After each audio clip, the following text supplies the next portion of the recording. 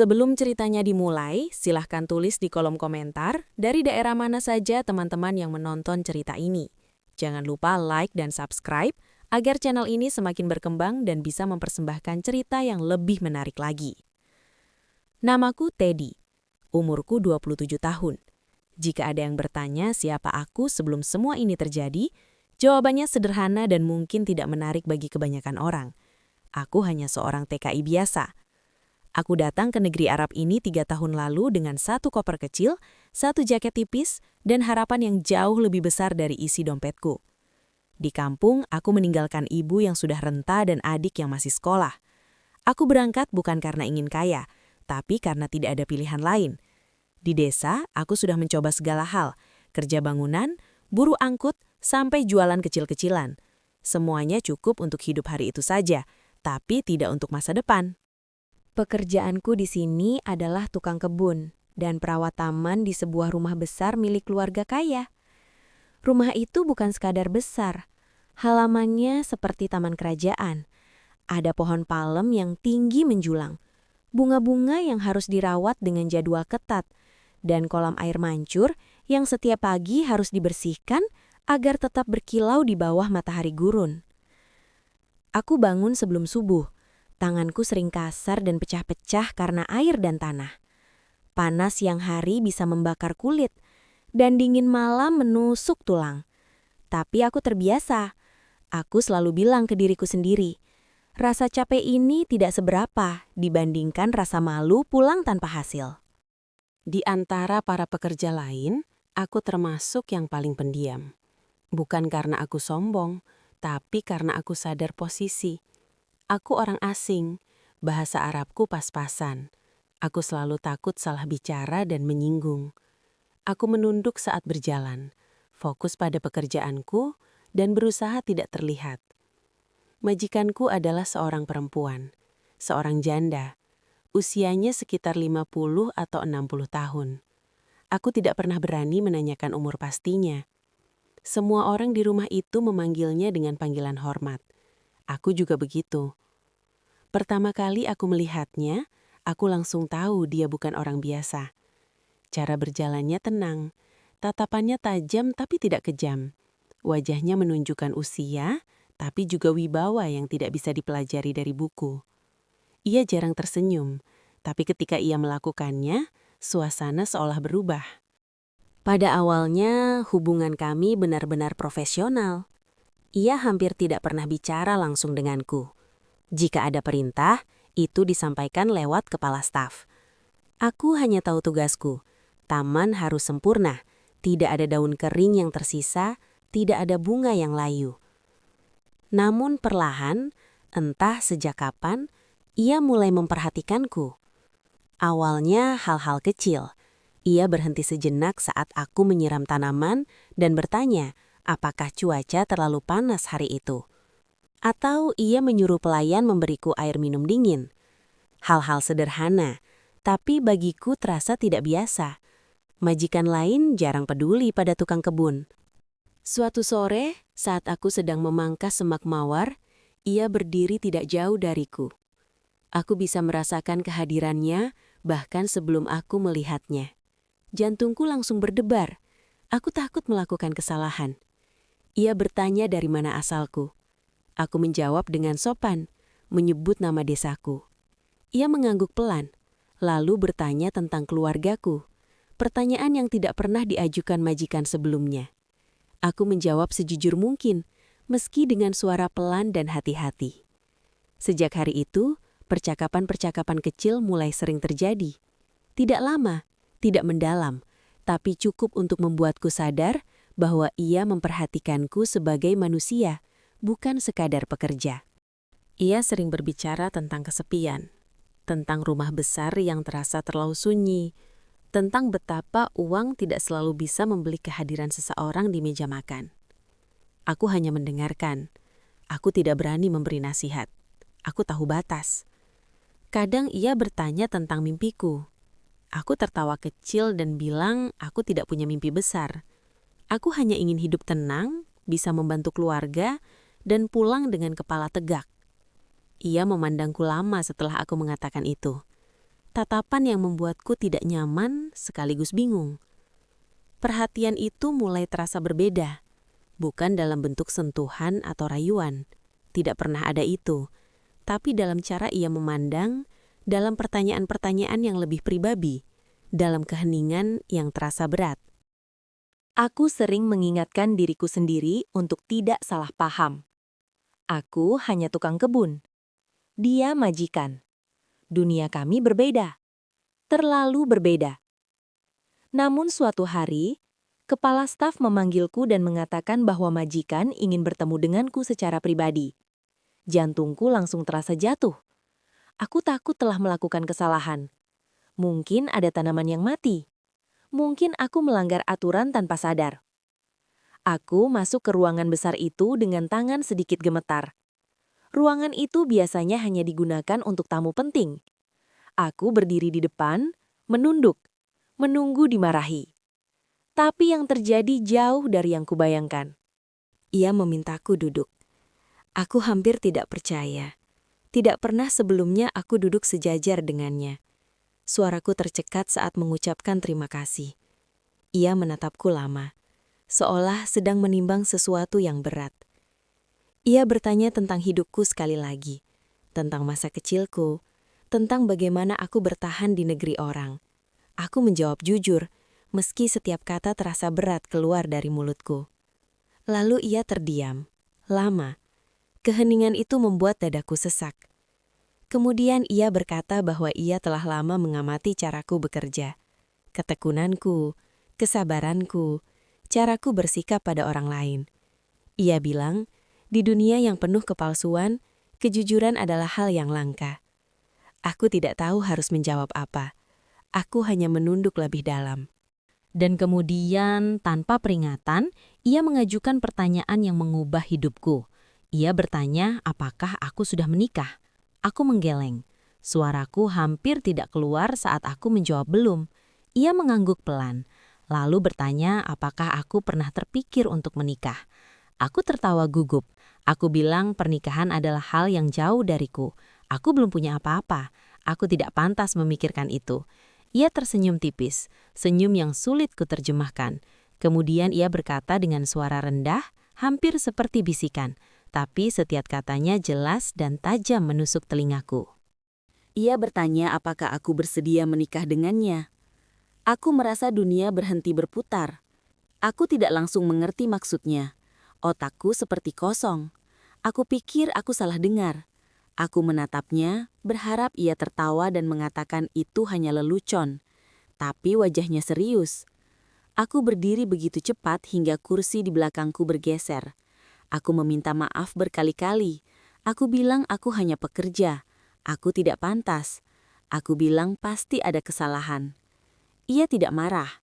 Ia hanya mengangkat tangan, menyuruhku tenang. Ia berkata bahwa ia tahu betul siapa dirinya dan siapa aku. Ia tahu perbedaan usia kami. Ia tahu dunia akan menertawakan keputusan itu, tapi ia tidak peduli.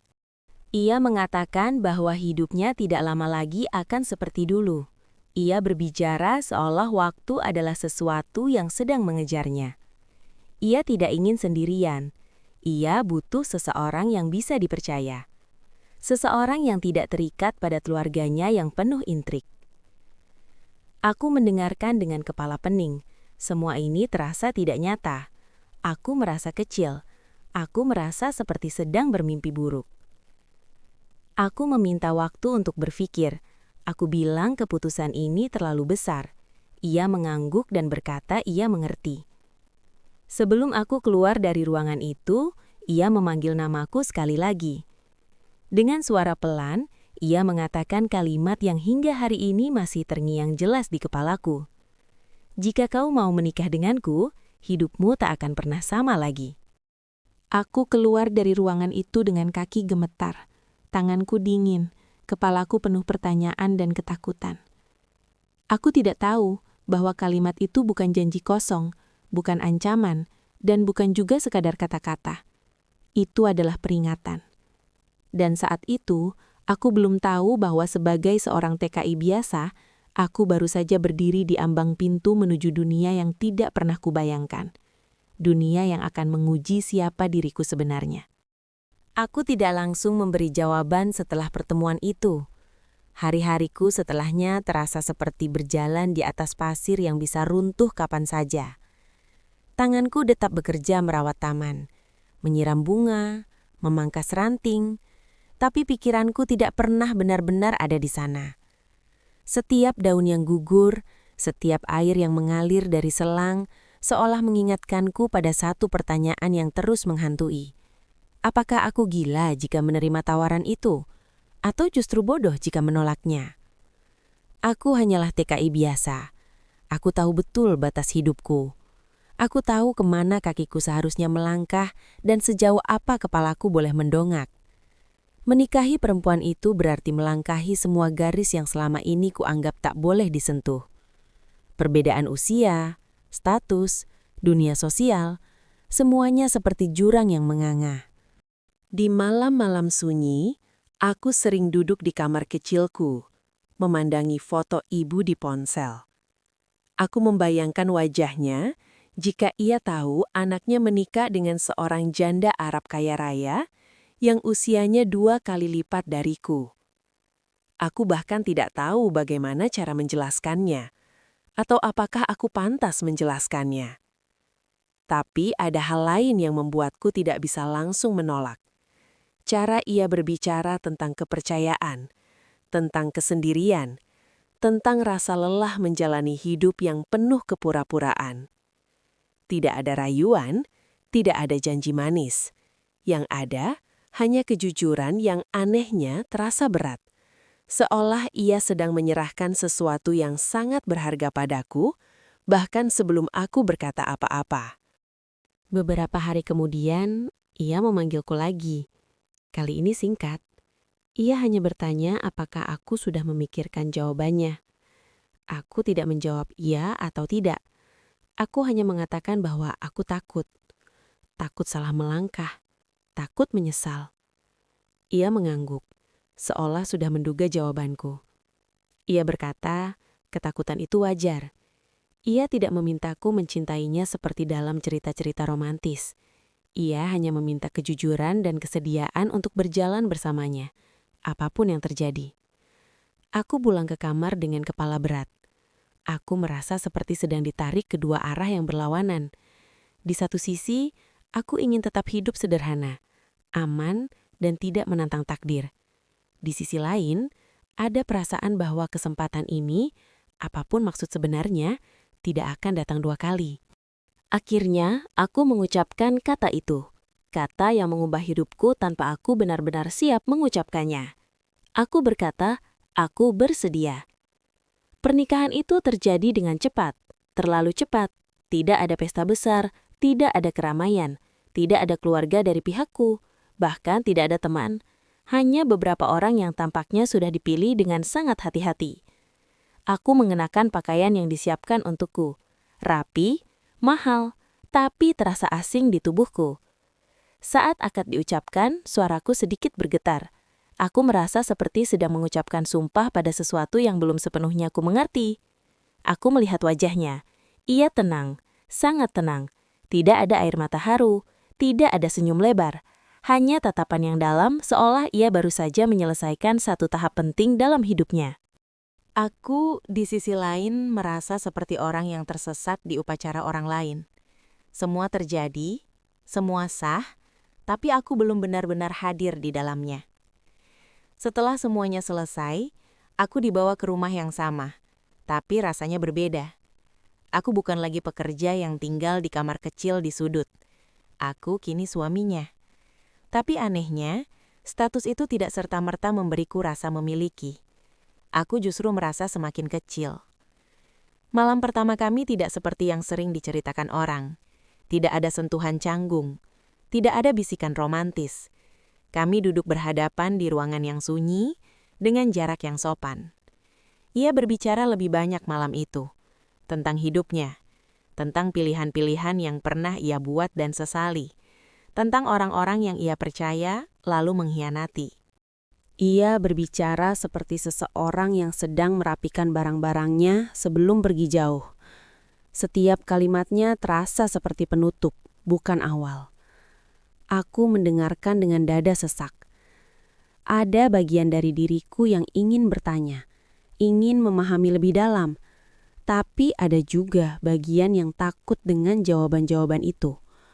Ia berkata bahwa dunia yang ia miliki tidak ramah, bahwa kekayaan seringkali membawa lebih banyak musuh daripada teman. Ia berkata bahwa kepercayaan adalah mata uang yang paling mahal, dan ia sudah kehabisan orang yang bisa ia percayai. Aku bertanya, kenapa aku? Dari sekian banyak orang, dari dunia yang begitu luas, kenapa ia memilih seorang TKI yang bahkan tidak punya apa-apa selain kejujuran dan kerja keras? Ia menatapku lama sebelum menjawab.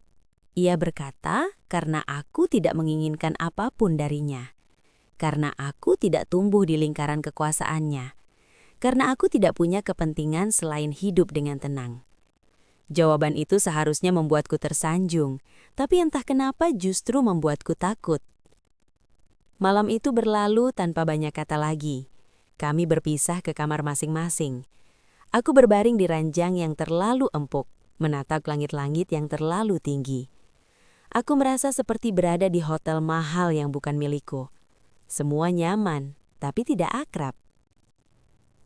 Aku bertanya pada diriku sendiri, apakah aku baru saja menjual hidupku atau justru menyelamatkannya?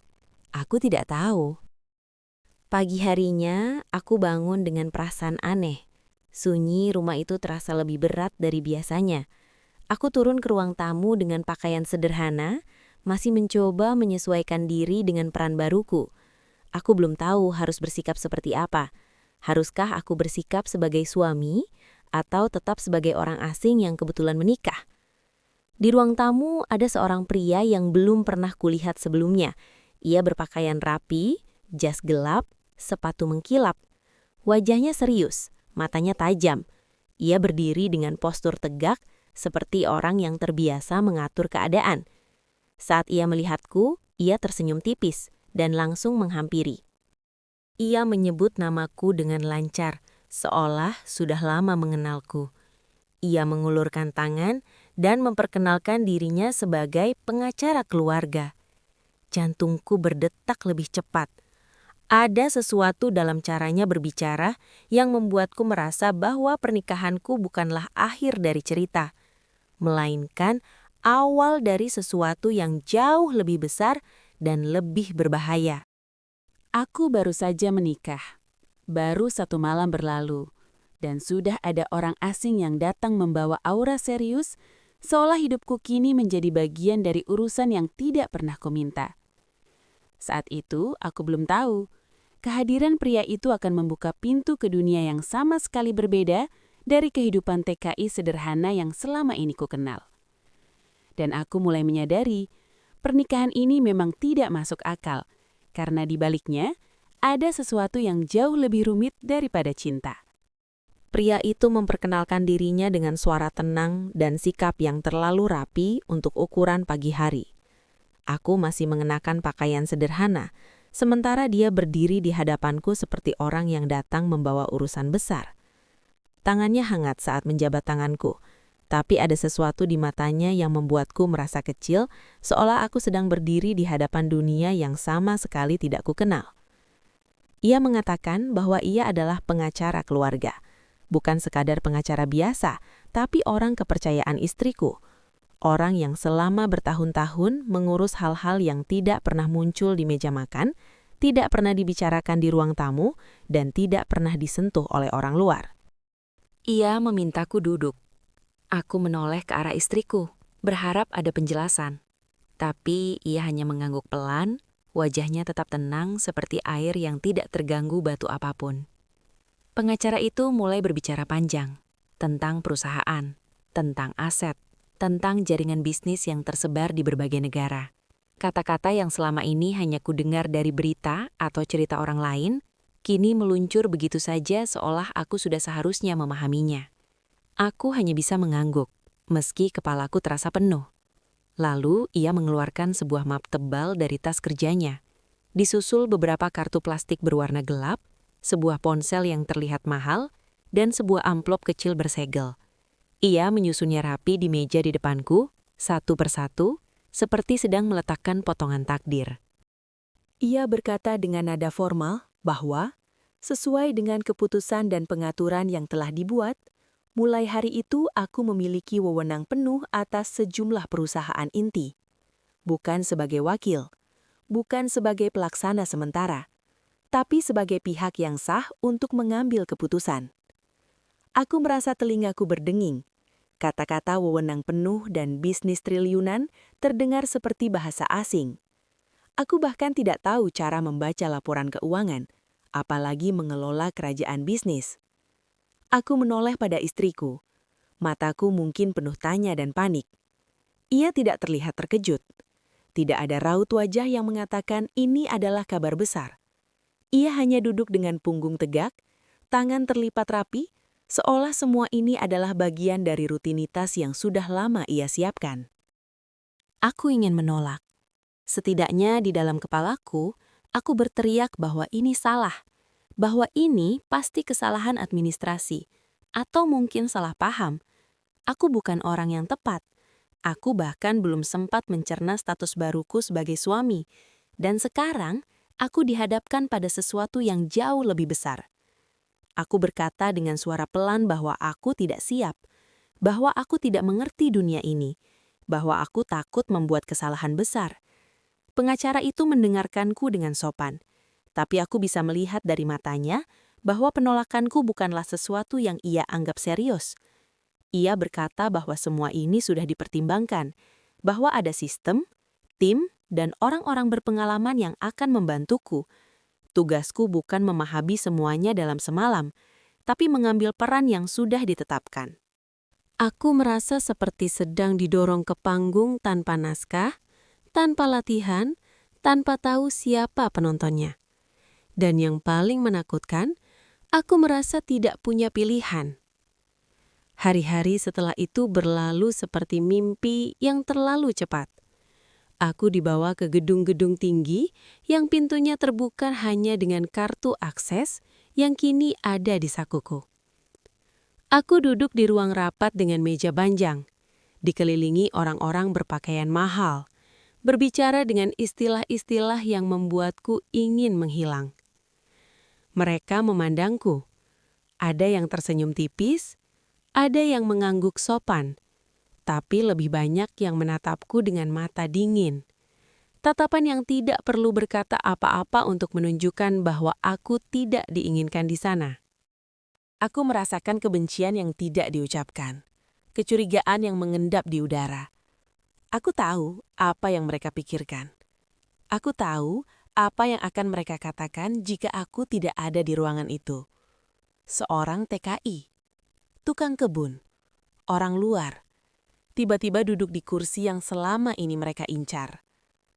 Setiap kali aku mencoba berbicara, suaraku terdengar asing di telingaku sendiri. Aku berhati-hati memilih kata, takut salah ucap. Aku lebih sering mendengarkan, mencoba memahami ritme dan arah. Aku merasa seperti pion yang digeser di papan catur oleh tangan-tangan yang tidak kulihat. Istriku jarang ikut dalam rapat-rapat itu, tapi namanya selalu disebut. Keputusan-keputusan besar selalu dikaitkan dengannya. Aku sadar, meski aku yang duduk di kursi itu, bayangannya masih sangat kuat. Ia seperti dalang yang bekerja dari balik tirai. Di rumah, ia tetap tenang. Ia tidak banyak bertanya tentang rapat, seolah ia sudah tahu apa yang akan terjadi. Kadang aku ingin bertanya, ingin memintanya menjelaskan semuanya dari awal. Tapi setiap kali aku membuka mulut, aku teringat caranya berbicara di malam pertama. Tentang kepercayaan, tentang dunia yang tidak ramah. Aku mulai merasa bahwa pernikahan ini bukanlah kebetulan. Bukan keputusan impulsif. Ada pola, ada rencana, dan aku berada di tengah-tengahnya. Entah sebagai pemain utama atau sekadar alat. Suatu malam, saat aku sendirian di ruang kerja yang kini menjadi milikku, aku membuka-buka dokumen yang ditinggalkan pengacara. Aku ingin memahami apa yang sebenarnya sedang terjadi. Di antara tumpukan kertas itu, aku menemukan sebuah dokumen yang berbeda. Tidak terlalu tebal, tapi terasa berat saat kupegang. Itu adalah salinan wasiat. Tanganku gemetar saat membacanya. Nama-nama, klausul dan ketentuan yang rumit. Tapi satu hal langsung menarik perhatianku. Tanggal di bagian atas. Tanggal itu bukan setelah pernikahan kami. Bukan juga sehari sebelum. Wasiat itu dibuat jauh sebelumnya. Aku menatap angka-angka itu lama, berharap mataku salah melihat. Tapi tidak. Dokumen itu disusun sebelum aku bahkan tahu bahwa hidupku akan berubah seperti ini. Sebelum aku duduk di ruangan besar itu, sebelum ia menanyakan kesediaanku untuk menikah. Dadaku terasa sesak, pikiran-pikiran gelap mulai berbunculan. Jika semua ini sudah direncanakan sejak lama, lalu apa peranku sebenarnya? Apakah aku dipilih secara kebetulan, atau karena alasan tertentu? Apakah pernikahan ini adalah jalan keluar baginya, atau jebakan bagiku? Aku teringat tatapan orang-orang di ruang rapat. Aku teringat kalimat-kalimat aneh tentang perlindungan dan kepercayaan. Aku mulai memahami bahwa kunci kerajaan bisnis ini bukanlah hadiah. Ia adalah beban. Dan mungkin juga senjata. Aku menutup dokumen itu dengan tangan gemetar. Untuk pertama kalinya sejak aku datang ke negeri ini sebagai TKI sederhana, aku merasa benar-benar takut. Bukan pada kemiskinan, bukan pada kerja keras, tapi pada kekuasaan yang tidak pernah kuminta, dan pada masa depan yang tampaknya sudah ditulis oleh orang lain, jauh sebelum aku mengucapkan kata bersedia. Dan saat itu, aku sadar bahwa aku bukan pemilik kerajaan ini. Aku hanyalah pion yang memegang kunci. Dan seseorang, entah siapa, sedang menunggu saat yang tepat untuk melihat apakah aku akan membuka pintu atau menghancurkannya. Aku tidak langsung tidur malam itu setelah menemukan wasiat. Kepalaku penuh, dadaku sesak, dan setiap sudut rumah besar ini terasa berbeda.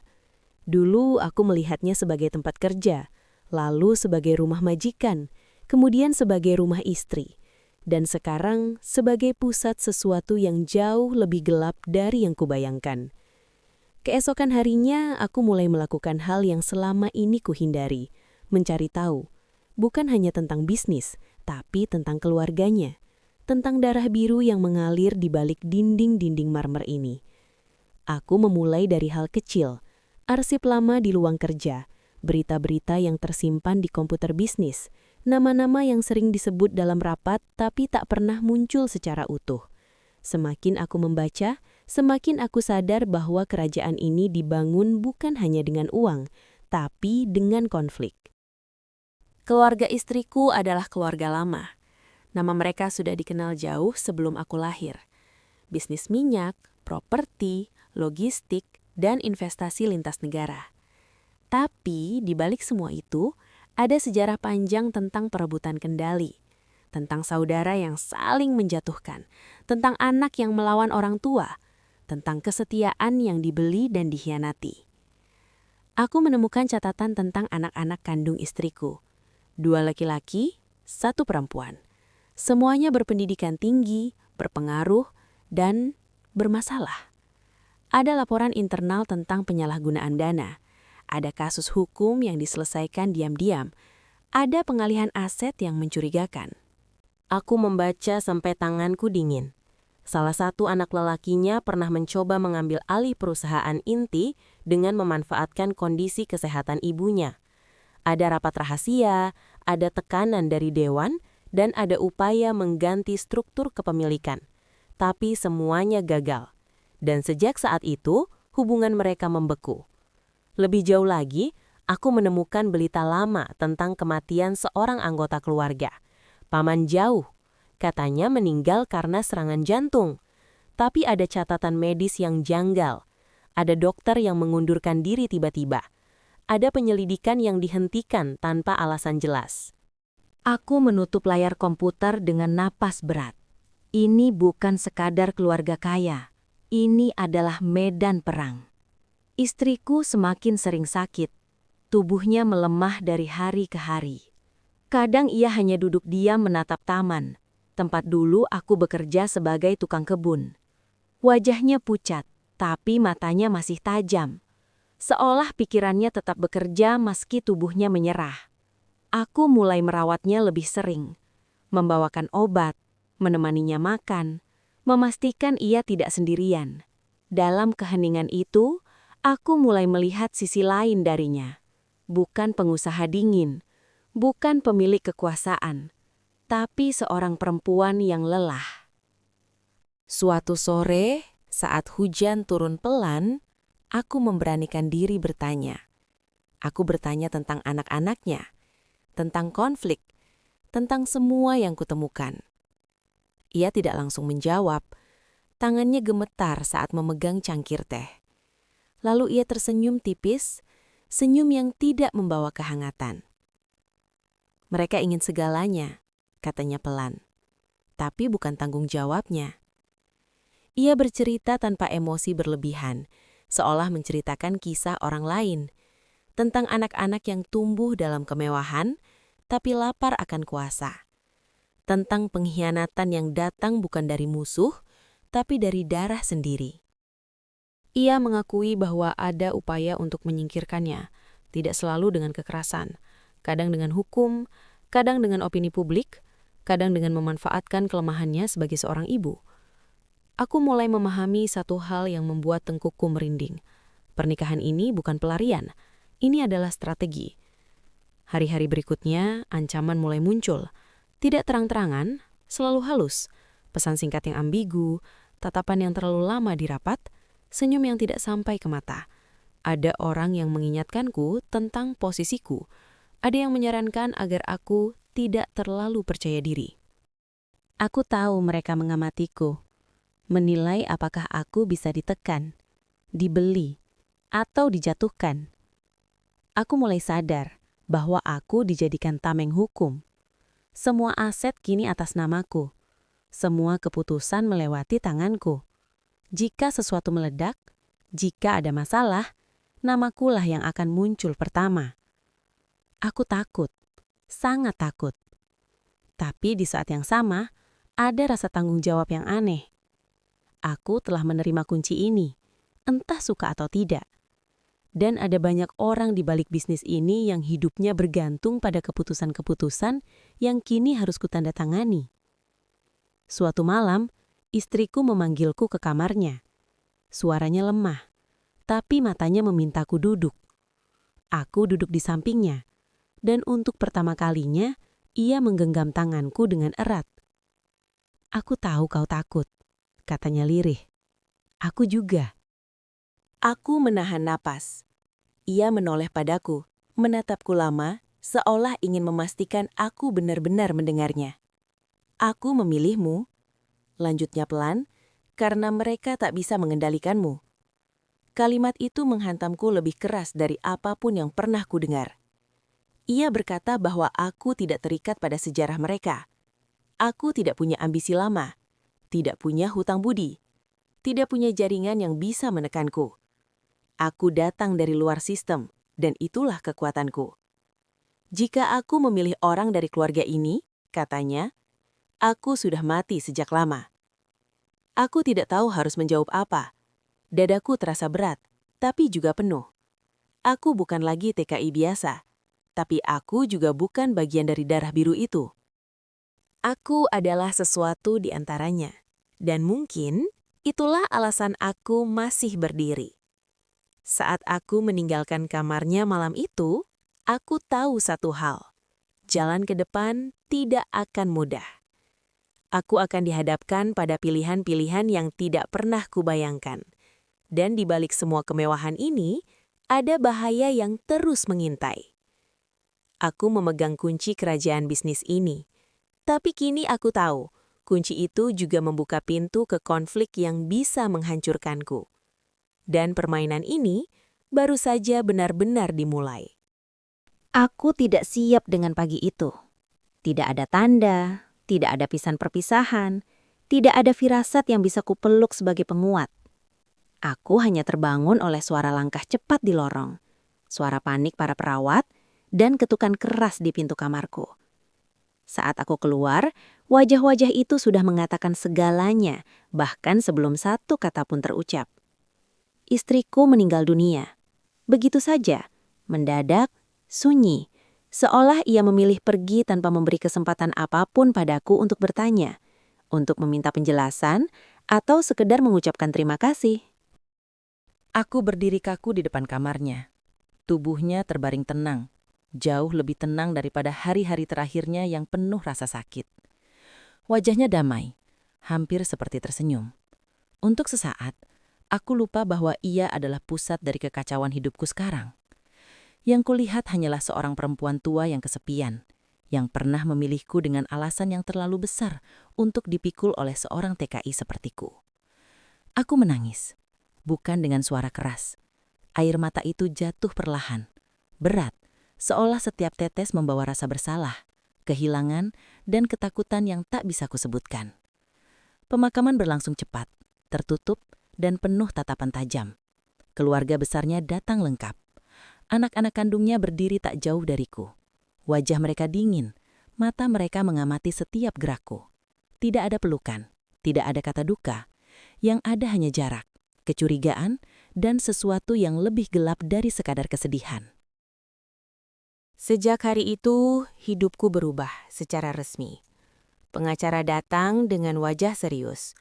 Dokumen demi dokumen ditandatangani. Dewan direksi berkumpul.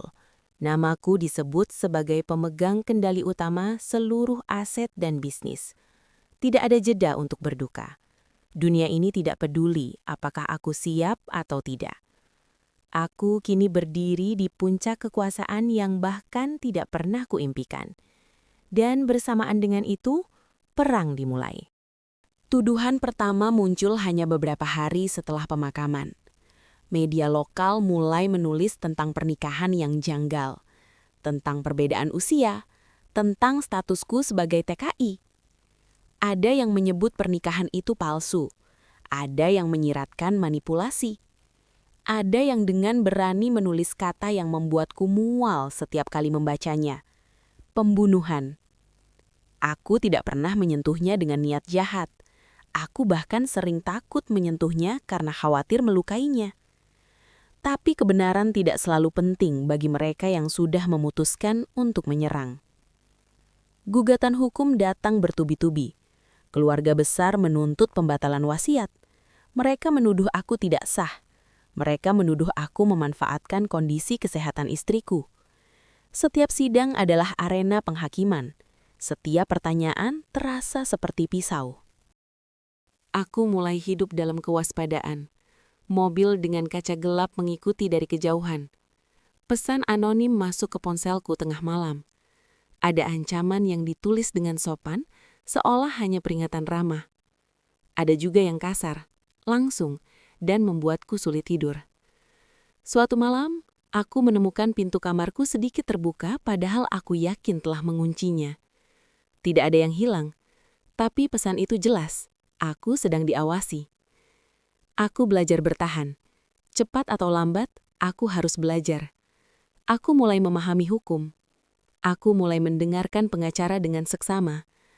Aku mulai berhenti bersikap terlalu lembut dalam rapat. Setiap keputusan kini harus tegas, dingin, dan tanpa ragu. Aku merindukan hidupku yang lama. Hidup yang sederhana, di mana masalah terbesarku hanyalah cuaca dan tanaman yang layu. Kini, kekayaan ini terasa seperti beban yang menarikku ke dasar laut. Aku sering bertanya pada diriku sendiri, apakah semua ini layak? Apakah aku seharusnya menolak sejak awal? Tapi pertanyaan itu selalu datang terlambat. Suatu sore, setelah sidang yang melelahkan, pengacaraku memintaku duduk lebih lama. Ruangan itu sepi. Ia menatapku dengan ekspresi yang belum pernah kulihat sebelumnya. Bukan profesional, tapi hampir iba. Ada satu hal lagi yang perlu Anda ketahui, katanya pelan. Ia mengeluarkan sebuah map tipis. Di dalamnya ada catatan, strategi hukum, dan beberapa dokumen lama. Ia menjelaskan bahwa istriku telah memprediksi semua ini. Setiap tuduhan, setiap gugatan, bahkan reaksi keluarga besarnya. Semua ini, katanya sambil menunjuk dokumen-dokumen itu, sudah dipersiapkan jauh hari. Aku terdiam, tenggorokanku kering. Ia melanjutkan, istri Anda tahu bahwa setelah ia pergi, Anda akan menjadi sasaran. Dan ia memastikan Anda tidak sendirian. Aku menatap map itu dengan tangan gemetar. Untuk pertama kalinya sejak kematiannya, aku merasa kehadirannya kembali. Bukan sebagai istri, tapi sebagai seseorang yang telah menyiapkan medan perang ini dengan sangat rapi. Dan saat itu aku sadar, kisah ini belum berakhir. Ia baru saja memasuki babak yang paling berbahaya. Aku membaca semua dokumen itu sendirian malam itu. Map yang diberikan pengacara bukan sekadar perlindungan hukum, itu adalah peta. Peta tentang bagaimana istriku melihat masa depan jauh sebelum tubuhnya menyerah. Setiap kemungkinan telah ia tulis dengan rapi, dingin dan sangat sadar. Ia tahu siapa yang akan menyerang, dari arah mana, dengan cara apa. Dan yang paling membuat dadaku sesak, ia tahu aku akan ragu. Ada skema darurat jika aku ingin pergi. Ada jalur hukum jika aku ingin menyerahkan kekuasaan secara perlahan. Ada juga opsi paling ekstrim, membongkar semuanya. Membuka konflik internal keluarga, transaksi gelap, manipulasi pajak, permainan kotor yang selama ini disembunyikan di balik nama besar dan amal. Jika aku memilih opsi itu, kerajaan ini akan runtuh. Banyak orang akan jatuh bersamaku. Keluarga besarnya, para direksi, investor, bahkan ribuan karyawan yang tak tahu apa-apa. Aku memandangi jendela besar ruang kerja. Lampu kota berkilau seperti dunia lain. Aku teringat diriku sendiri bertahun-tahun lalu, berdiri di taman dengan pakaian kerja sederhana. Tanganku kotor oleh tanah, kepalaku hanya dipenuhi rindu kampung halaman. Aku tidak pernah bercita-cita menjadi raja. Hari-hari berikutnya kulewati dengan konflik batin yang tak pernah benar-benar reda. Setiap rapat adalah ujian. Setiap tanda tangan terasa seperti keputusan hidup dan mati. Aku melihat wajah-wajah yang dulu memandangku rendah, kini berpura-pura hormat. Aku mendengar bisikan tentang keselamatanku, tentang kemungkinan kecelakaan. Aku juga melihat sisi lain dari kekuasaan. Aku bisa menghentikan proyek yang merusak lingkungan. Aku bisa memperbaiki sistem upah. Aku bisa membuat keputusan yang dulu mustahil bagi seorang TKI seperti aku. Pertanyaannya sederhana, tapi jawabannya tidak. Apakah aku ingin menang atau ingin selesai?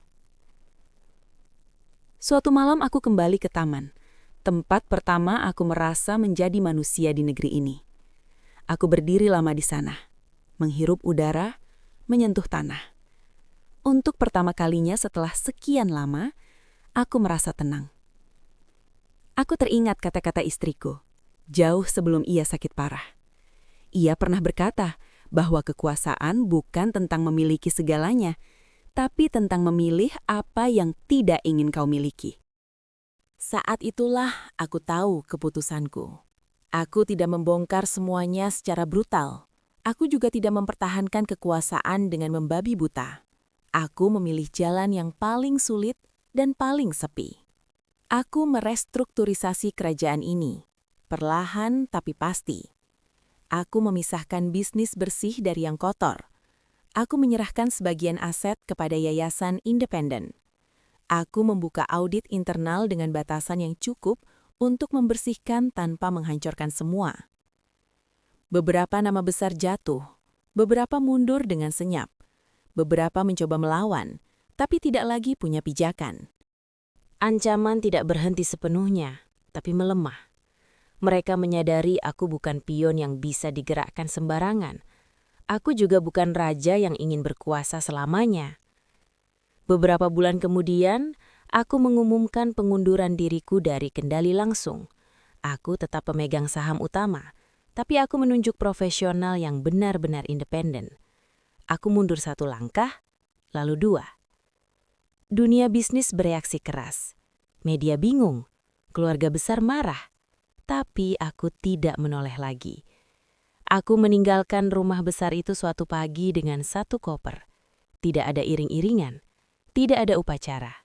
aku hanya pergi. Aku kembali menjadi Teddy. Bukan TKI, bukan miliarder di berita. Aku membuka usaha kecil di tempat yang tenang. Aku bekerja dengan tanganku sendiri. Aku hidup dengan cukup. Kadang aku masih bermimpi tentang istriku. Dalam mimpi itu, ia duduk di kursi taman. Tersenyum kecil, seolah memastikan aku akhirnya mengerti. Aku tidak tahu apakah keputusanku benar bagi semua orang. Tapi aku tahu itu benar bagiku. Karena tidak semua orang yang memegang kunci kerajaan ingin menjadi raja. Sebagian dari kami hanya ingin tetap menjadi manusia.